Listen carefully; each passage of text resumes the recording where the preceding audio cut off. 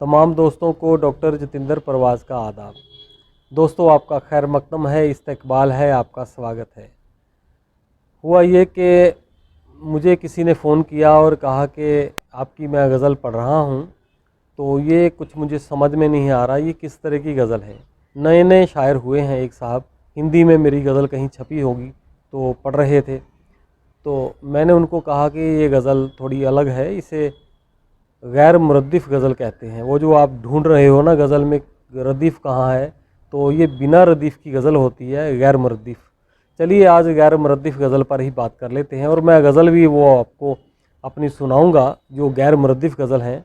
आपने यकीनन कुछ गज़लें, बहुत कम लोगों ने गैर मुरद्दिफ़ गज़लें लिखी हैं, हालांकि हमारे यहाँ उर्दू में ये बहुत तादाद है लेकिन इतनी ज़्यादा भी नहीं।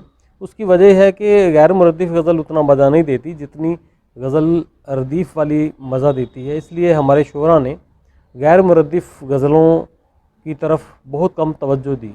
दोस्तों, गज़ल का जादू सर चढ़कर बोलता है। गज़ल जिसने पीरों फ़कीरों की दरगाहों पर सजदा करके दुआएं भी हासिल कीं और कोठे पर तवाइफ़ के कदमों में बजते घुंघरुओं के साथ जुगलबंदी करके वाहवाही भी लूटी। गज़ल जब दौरे हाजिर तक पहुंची तो इसने आम आदमी के आंसू पहुंचने से भी गुरेज नहीं किया।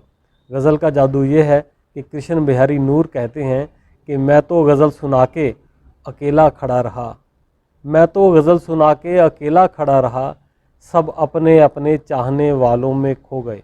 हमारे दौर के बड़े शायर इकबाल अशर, उनका एक शेर मैं आपको सुनाता हूँ। इतनी आसानी से मिलती नहीं फ़न की दौलत, ढल गई उम्र तो गज़लों पे जवानी आई। तो एक उम्र गुज़र जाती है गज़ल का फ़न सीखने में, गज़ल आसान नहीं है। मुझे इसी सिलसिले में मुनव्वर राना साहब का भी शेर याद आ रहा है। वो कहते हैं, खुद से चलकर नहीं ये तर्ज़े सुखन आया है, खुद से चलकर नहीं ये तर्ज़े सुखन आया है, पाँव दाबे हैं बुज़ुर्गों के तो फ़न आया है। वाकई ये फ़न बहुत मुश्किल है।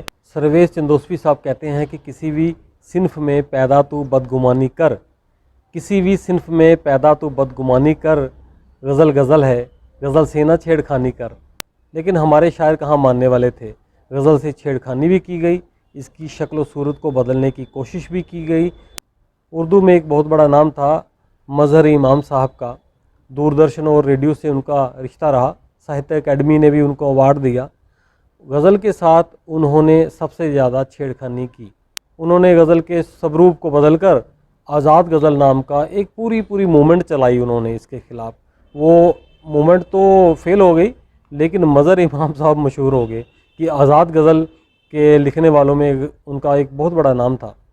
खैर, बात कर रहे थे हम लोग कि गैर मुरद्दिफ़ गज़ल क्या होती है।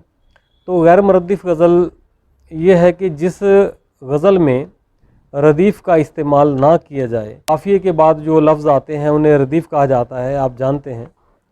तो जिस गज़ल में सिर्फ़ काफ़िए हों लेकिन रदीफ़ ना हो, उसे गैर मुरद्दिफ़ गज़ल कहा जाता है। मैंने एक कोशिश की थी गैर मुरद्दिफ़ गज़ल कहने की। आप बताइएगा कि मैं गैर मुरद्दिफ़ गज़ल कहने में कहाँ तक कामयाब हो पाया हूँ। मैं अपनी गैर मुरद्दिफ़ गज़ल पेश करता हूँ, समाअत कीजिए और कमेंट करके मुझे बताइएगा कि मैं गैर मुरद्दिफ़ गज़ल कहने में कितना कामयाब हो पाया हूँ। समाअत कीजिए मतलब कि सहमा सहमा हर एक चेहरा, मंज़र मंज़र खून में तर, सहमा सहमा हर एक चेहरा, मंज़र मंज़र खून में तर, शहर से जंगल ही अच्छा है, चल चिड़िया तू अपने घर। देखा, इसमें काफ़िया है, चल चिड़िया तू अपने घर, और ऊपर आया है तर, खून में तर। तर और घर काफ़िया हैं लेकिन रदीफ़ नहीं है, इसके साथ इस गज़ल में रदीफ़ नहीं है। समाअत कीजिए। सहमा सहमा हर एक चेहरा, मंज़र मंज़र खून में तर, शहर से जंगल ही अच्छा है, चल चिड़िया तू अपने घर, तुम तो ख़त में लिख देती हो, घर में जी घबराता है, तुम तो ख़त में लिख देती हो, घर में जी घबराता है, तुम क्या जानो क्या होता है, हाल हमारा सरहद पर। ये शेर भी समाअत कीजिए कि आ भी जा अब आने वाले, कुछ इनको भी चैन पड़े, आ भी जा अब आने वाले, कुछ इनको भी चैन पड़े, कब से तेरा रास्ता देखें छत आंगन दीवारों दर।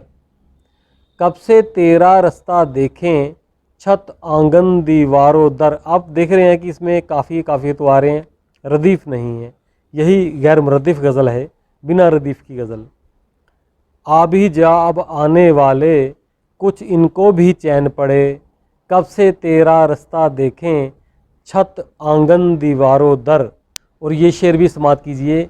बेमौसम ही छा जाते हैं बादल तेरी यादों के, बेमौसम ही छा जाते हैं बादल तेरी यादों के, बेमौसम ही हो जाती है बारिश दिल की धरती पर।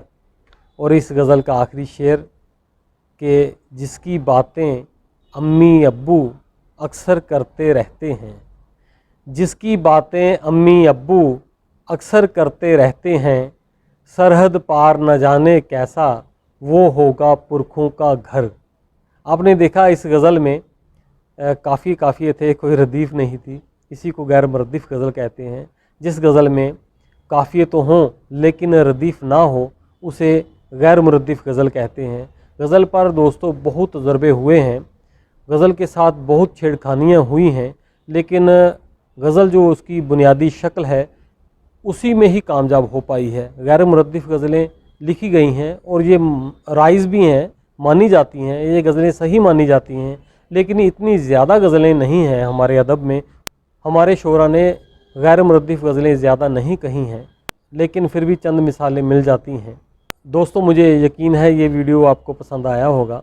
अगर आया है तो इसे लाइक और शेयर कीजिएगा और चैनल को यूट्यूब पर जाकर सब्सक्राइब कर लीजिए। आइंदा फिर किसी नए टॉपिक के साथ, किसी नए मौजू के साथ आपसे गुफ्तगू होगी। शुक्रिया।